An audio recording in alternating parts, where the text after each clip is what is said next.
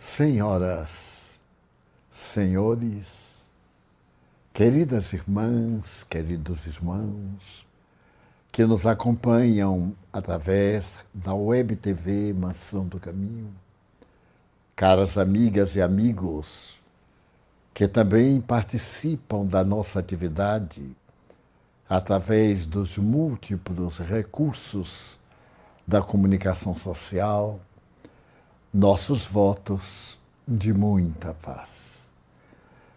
Amanhecer sempre dá uma sensação agradável de vida nova. O amanhecer do ano, irisado de sol em nosso hemisfério, caracterizado de luz, abençoado pelas perspectivas de um verão formoso, deixam transparecer as belas possibilidades que hão de chegar até nós, falando-nos a respeito de alegria, de paz e, sobretudo, de que vale a pena esperar. A esperança é aquela certeza fabulosa que o bem deixa florescer na terra. Há uma lenda muito curiosa. Quando tudo estava terminado na criação terrestre, os anjos dos diversos setores reuniram-se e pediram a Jesus para virem em conjunto visitar a terra. Naturalmente, o Senhor aqueceu, mas estabeleceu horário de vinda como de retorno. Abriram-se as portas do paraíso e as legiões desceram sucessivamente, iluminando o planeta que já tinha as suas luzes próprias, com essa claridade transcendente do brilho interior. Ao cair da tarde, e à medida que a noite se foi adentrando, Pedro à porta contabilizava os anjos de retorno, porque era provável que algum se perdesse nos emaranhados caminhos de volta ao paraíso.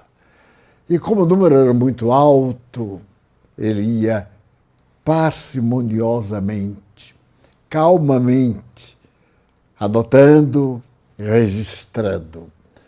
Deveria atingir a casa de 1 bilhão. Mas quando estavam na etapa final e na característica da vitória, Pedro percebeu que faltava um anjo. Ele disse, mas como? A contabilidade aqui é perfeita. Nós temos a catraca que não erra e também os apontamentos. Refazer tudo isto já será o amanhecer. Mas não tem outra alternativa. Então o anjo da paz acercou-se-lhe e procurou saber de que se tratava. Ele sintetizou. E o anjo da paz perguntou-lhe, já olhou para a terra para ver se há alguma luz que caracterize o ser angélico em alguma escuridão? E Pedro disse, não me ocorreu. Olhemos ambos. E lá do Empírio olharam este imenso planeta azul no meio das sombras da noite, suavemente iluminado de um lado e do outro feericamente iluminado pela bênção do sol. E foram observando até que na parte escura eles perceberam uma luz com a coloração verde quase desmaiada. Pedro disse, mas será? Será que faz parte dos nossos anjos, apesar da diminuição da cor? E o anjo da paz disse, como não? Ele deve estar lá há muito tempo. E o combustível que nos sustenta, mas que aurimos aqui no paraíso, em contato com a natureza humana, foi se desmaiando, perdendo tônus, e é provável que daqui a pouco se apague. Pedro diz, mas será algum anjo nosso? E o anjo da paz olhou demoradamente e disse, não há dúvida. Note que é uma luz verde. É o anjo da esperança. Ele não pôde suportar ver as dores da terra. E eu escutei alguns comentários leves, mas aos quais, no momento, não dei atenção. Ele estava tão impressionado com o sofrimento da criatura humana que desejou renunciar à glória estelar para ficar entre as criaturas humanas, animando-as, encorajando-as, dando-lhes valor e esperança para que pudessem vencer os desafios e alcançar a madrugada de bênçãos do sol radiante no dia seguinte, após a tempestade. E Pedro olhou com interesse de ternura e se conformou que a partir daquele momento o anjo da esperança não ficaria mais no céu, permaneceria nas sombras da terra, no degredo das criaturas humanas, nos meandros miseráveis nos quais a dor se alojava, entre os farrapos e os desencantos, havia uma tênue luz verde que falava suavemente, espera, e que balbuciava junto ao coração, confia. E de quando em quando, como se fosse uma balada, submete-te a Deus e confia nele. Eu sou o seu mensageiro, o anjo da confiança, em forma da esperança que nunca abandonará a criatura humana. E a velha lenda parece tornar-se cada vez mais uma realidade pulsante. É provável que neste momento ela esteja com a claridade semi-apagada, porque no instante quando se ia reforçando na tonalidade verde do encanto, da saúde que ia tomar conta da terra, da paz que ia vicejar entre as criaturas humanas, uma onda de pessimismo, de amargura, um revés na pandemia temerosa que não havia alcançado a sua finalidade, haja voltado a atacar e movimentando todas as forças possíveis. O anjo, já um tanto cansado, empalideceu, mas não perdeu o brilho verde, no qual deveríamos assegurar as nossas esperanças e as nossas certezas de que tudo vai brilhar logo mais. E é por isso que, apesar das vicissitudes, das circunstâncias nefandas, a esperança, como costuma dizer a tradição, é a última a morrer. Quando morre, porque em realidade é a última a sobreviver no caos de todas as circunstâncias. Portanto, não podemos perder a esperança somente porque a noite ficou um pouco mais densa e a lâmpada verde da alegria, do reconforto, pareceu diminuir de intensidade. É como se estivesse reabastecendo-se de energia para brilhar nessa tonalidade vigorosa das matas verdejantes do mundo, que lhe fornecem oxigênio, dos mares imensos que lhe dão plâncton, e de todas as forças cósmicas. E aquele que for fiel até o fim, que confiar até o último instante, ele granjeará das bênçãos eternas. As palavras de Jesus. Iniciamos um ano. E este ano, como todos os anos, está bordado de franjas prateadas. Porque a criatura nasceu para o mito. O ser humano é uma realidade quase mitológica. Desta argamassa celular aparecer a inteligência que pode encher a natureza de musicalidade e adornar o universo de beleza. O ser humano é o momento clímax da genialidade de Deus. A sua obra mais perfeita, que pode ser co-criadora, criadora com Ele, para que nunca desapareça do nosso universo, a presença do amor. É natural, portanto, que ainda nesse amanhecer, apesar de aqui em nosso hemisfério estar anoitecendo, mas do amanhecer da era nova, das nossas expectativas, dos nossos sonhos, das nossas alegrias, das nossas certezas, da nossa esperança de felicidade.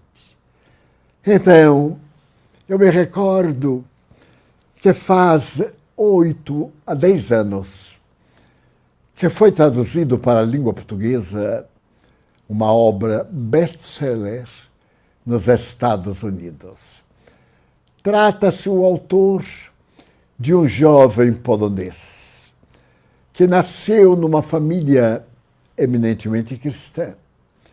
Os seus pais, judeus, experimentaram na carne a guerra, fugindo de Varsóvia, homicidaram-se aqui e ali, tiveram filho que educaram nas linhas seguras da palavra de Jesus.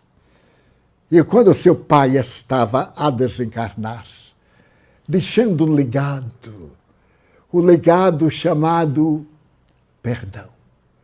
Perdão incondicional, porque é filho do amor. O perdão verdadeiro nasce no ato respiratório da síntese do ser humano no pulsar do coração. E ela tem por base este amor que a tudo compreende, a tudo desculpa e a tudo confia na divina esperança de Deus, que nos não abandona nunca. O jovem transferiu-se aos Estados Unidos e no barato de mais de 2.000 denominações religiosas, no solo do tio Sam, ele apresentou. Essa do perdão, mas do perdão sem qualquer escusa, o perdão integral. E ao apresentar o seu livro, ele se utiliza para o prefácio de uma grande obra também publicada nos Estados Unidos e que denominada Sunflower. Há uma razão para ela se chamar girassol, Sunflower. Essa flor que acompanha o sol ou que acompanha a noite, amarela, de tonalidade viva, embranquiçada quando a claridade do sol diminui. Ela é escrita por um homem que exerceu um grande papel na humanidade, Simon Wiesenthal. Ele foi considerado o justiceiro, o homem que criou uma força-tarefa secreta para encontrar os nazistas que mataram judeus e, ao perder-se a guerra, eles procuraram esquecer-se. Fugiram, partiram para a América do Sul. Talvez para as ilhas muito distantes do oceano. Mudaram de personalidade. Fizeram cirurgias plásticas. Criaram uma outra identidade. E a função dele, Simon Wiesenthal, com o grupo de judeus justiceiros, foi de encontrá-los em toda parte do mundo e de levá-los à justiça, ao cadafalso, em nome das leis que regem a humanidade. Nesse livro maravilhoso, Wiesenthal conta no prefácio a razão por que deu ao livro o nome de Sunflower, de girassol, e também a razão porque não estava no seu programa o substantivo perdão. Em síntese, ele era austríaco, um homem de bem, próspero, com uma imensa capacidade intelectual. Mas no momento em que o nazismo tomou conta da Áustria, ele foi levado para o cativeiro. Foi levado para um campo de concentração. Ali mesmo na Áustria, a poucos quilômetros de Viena. E ali ele exerceu uma das tarefas mais grosseiras: trabalhar em linha férrea, derrubar com outros um casarão, para transformar no hospital, para a retaguarda dos alemães feridos. A sua era uma vida amarga, feita de ódio, entre escravos, quase sem força, porque sem alimentação era, apesar de tudo, o líder dos judeus aprisionados, dos judeus espalhados pelo mundo.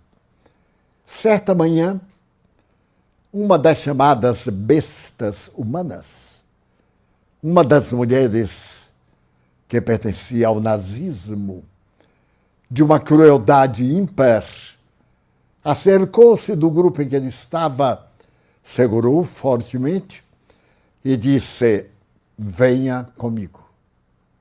Não havia alternativa.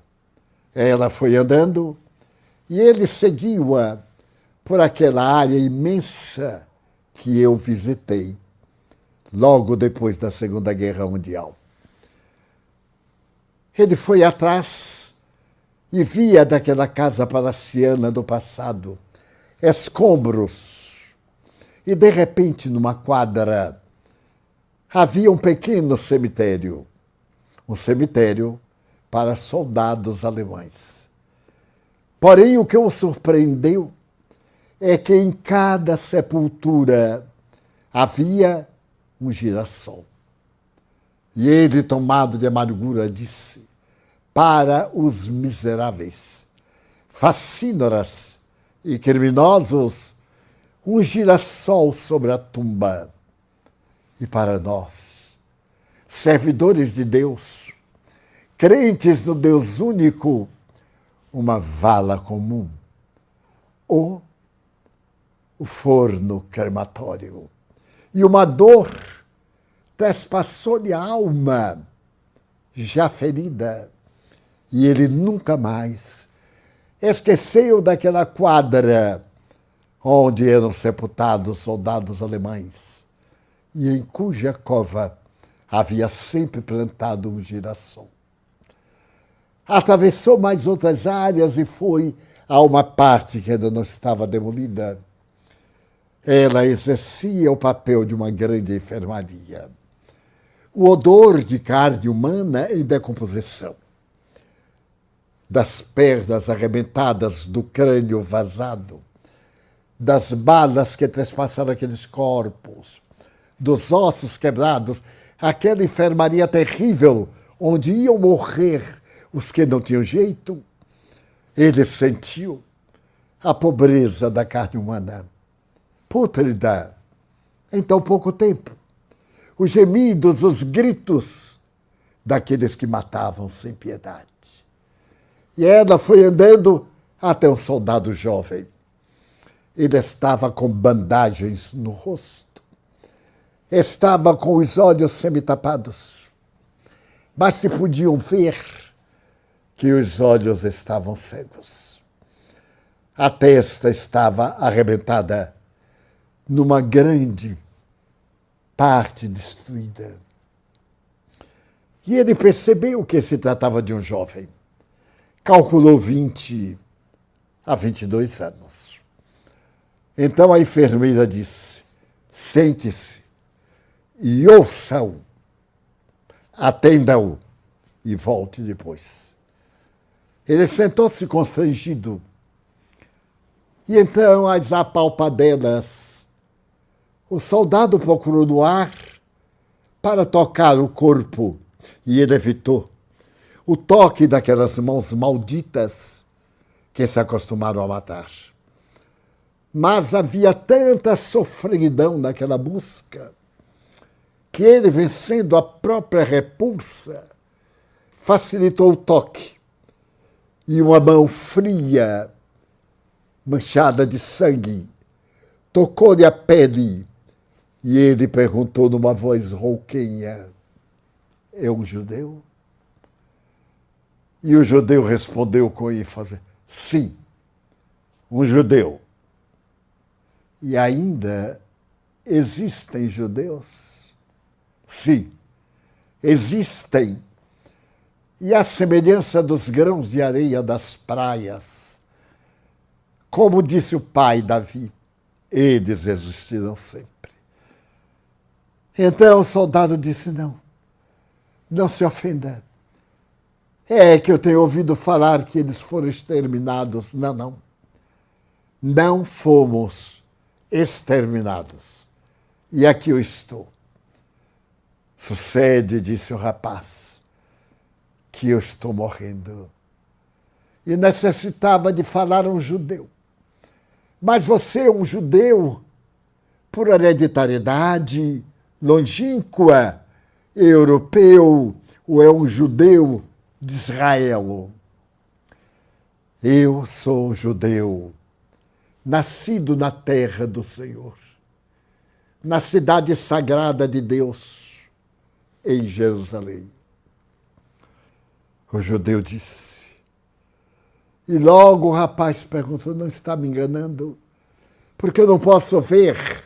Ele disse: não, eu não enganaria ninguém com uma coisa tão sagrada como ser judeu. Houve uma pausa. E o rapaz disse: eu sou alemão. Eu nasci perto da Floresta Negra, numa cidade encantadora, aonde as flores em maio arrebentam-se e as rosas perfumam o amanhecer e a madrugada, e a noite e o dia e todas as horas. Eu nasci na cidadezinha mais bela da Floresta Negra. E nasci no lar cristão. Meus pais seguiam o seu colega compatriota Jesus. Ou melhor, todos nós, meus pais e eu também, que era uma criança. Quando eu completei 15 anos, Hitler começou a lutar politicamente para conseguir ser o primeiro-ministro da Alemanha. Minha mãe me disse: ele é um demônio. Este homem tem um demônio. E ele veio destruir a Germânia. Temos que orar e lutar contra ele, meu filho. E lá em casa, todo dia, se orava para que Hitler não alcançasse a meta. Mas quando eu completei 17 anos, eu deixei de odiar Hitler, porque ele fez o discurso para a juventude. O discurso que ele fez em Nuremberg atraiu mais de 50 mil jovens menores de 20 anos. E eu fui. Eu fui e vi. Quando foi necessário saudá-lo, mais de 50 mil braços direitos se ergueram para gritar: ai, o Hitler é o chefe do Terceiro Reich. Um entusiasmo estranho daquela gritaria infernal fez que, ao terminar a solenidade, eu me matriculasse na juventude hitlerista e me tornasse um apaixonado pelo Reich, pelo chefe. Naturalmente, depois do treinamento, eu fui destacado para perseguir judeus. Eu estava com 19 anos e tinha um faro para encontrar judeus. Matei-os com meu pelotão em uma grande quantidade. Você é judeu? Diga-me. Afirme se você é judeu. Porque eu necessito de fazer uma confissão.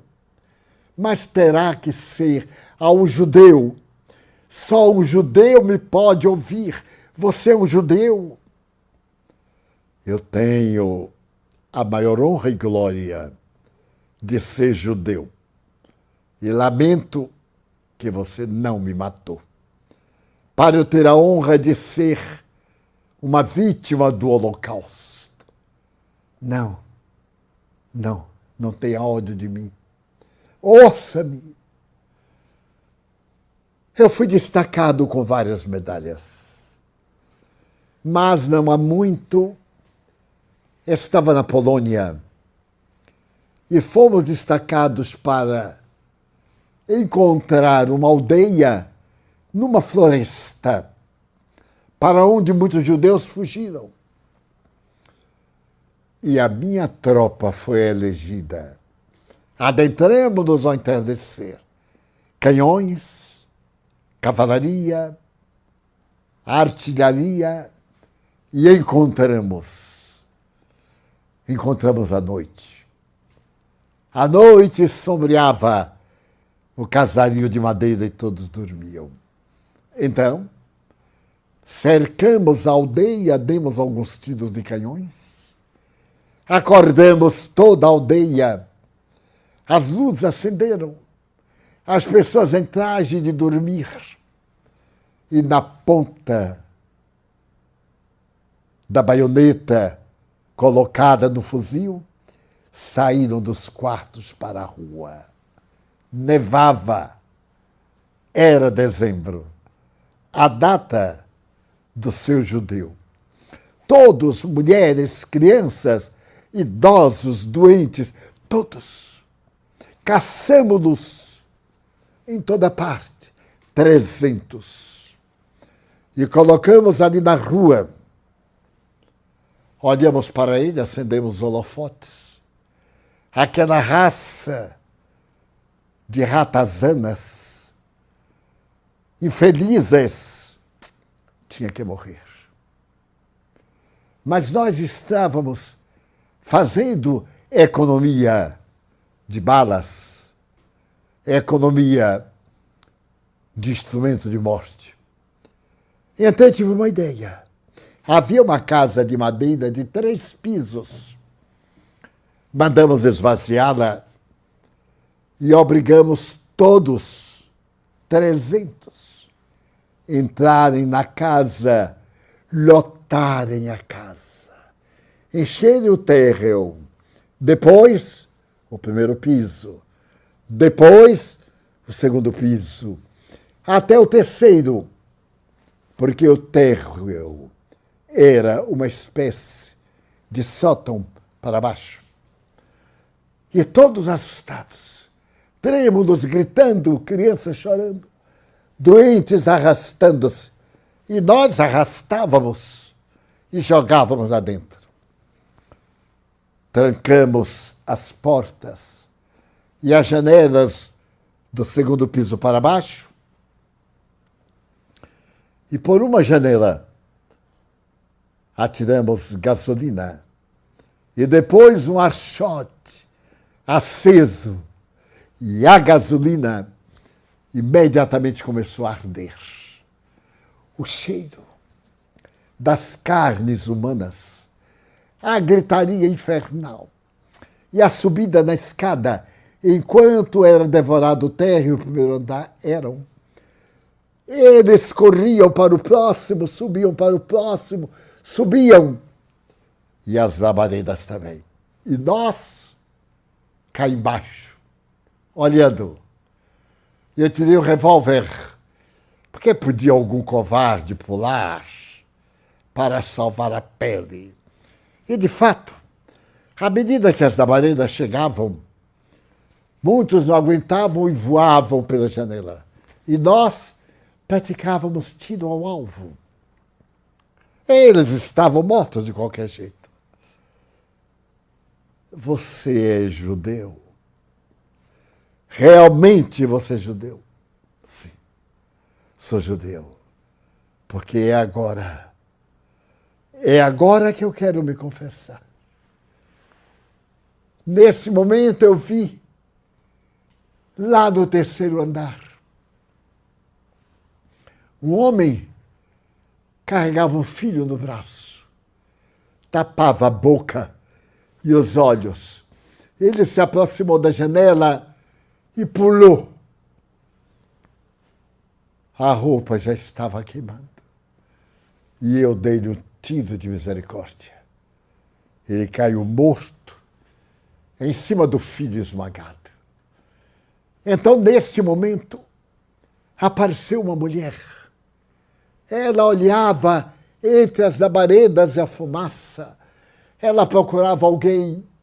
E porque não visse alguém, ela olhou para a janela aberta, retrocedeu, correu e jogou-se. E caiu ao lado. Devia ser a esposa dele. E eu olhei. Nesse momento aconteceu uma coisa. Apareceu um jovem de 8 anos, ou 10. Os olhos brilhavam, o rosto macilento. Ele estava magro. Eu podia ver que ele todo tremia. Ele então olhou para baixo, enquanto eu olhava para cima. E os olhos dele caíram nos meus olhos. E nós nos olhamos. Ele pareceu abrir a boca. Ele parecia pedir socorro. E foi se aproximando da janela, olhando para mim. E eu não podia tirar os olhos dele. Ele subiu no parapeito da janela e saltou na minha direção, como se eu pudesse pegá-lo. E caiu aos meus pés. Eu ouvi o estouro do crânio batendo nas pedras. E vi aquela massa branco acidentada, coberta de sangue, o rosto deformado, mas os 2 olhos abertos, olhando para mim. Foi o dia pior da minha vida, porque eu me ajoelhei e tentei fechar aqueles 2 olhos. Mas os olhos continuam abertos, me olhando. Foram retirados os cadáveres. Os olhos ficaram me olhando aonde eu ia. Os 2 olhos daquele menino, eu também já havia sido menino, pedindo misericórdia. E eu não fiz nada. Você é judeu. Eu tenho que fazer um pedido, mas tem que ser um judeu. Eu quero pedir a um judeu que me perdoe. Ninguém me pode perdoar, assassino covarde que sou. Mas um judeu pode.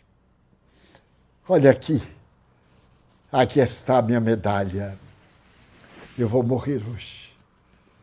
Vou deixar a pensão para você. Eu acho que você vai viver.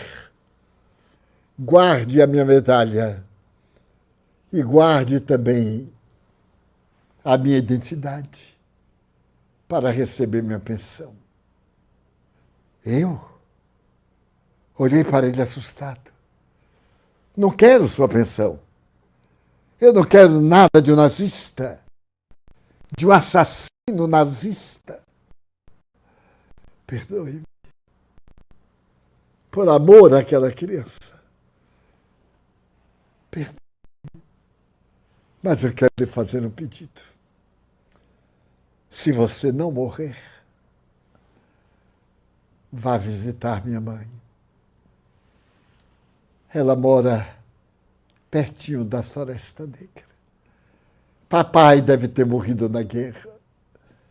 Mas ela, eu tenho certeza que ela espera por mim. Ela ora ao seu Deus, ao seu companheiro, àquele judeu cujos parentes eu mato. Ela pede ele por mim. Diga para ela que eu morro cristão, que eu me arrependo. Não conte o mal que eu fiz. Ela sempre me teve como uma pessoa boa. Diga que eu lhe falei para que ela soubesse que eu morro amando Jesus Cristo e pedindo a Ele, que é judeu, que me perdoe através da sua pessoa. Você fará isto? Eu me lembrei da mãe dele. A dor que ela iria sentir se eu lhe dissesse que o seu filho era um monstro. Isto se eu não morresse. Levantei-me. Ele disse: dê-me um pouco de água. Havia um copo sujo, com moscas e águas. Eu peguei dele, ele sorveu trêmulo, metade perdeu. E então tentou levantar-se, e eu pude ver o olho vazado. E ele perguntou, com os lábios que eram uma ferida sangrenta: você é capaz de me perdoar, porque eu matei judeus? Eu olhei para ele com ódio. Eu olhei para ele como o menino que ele matou.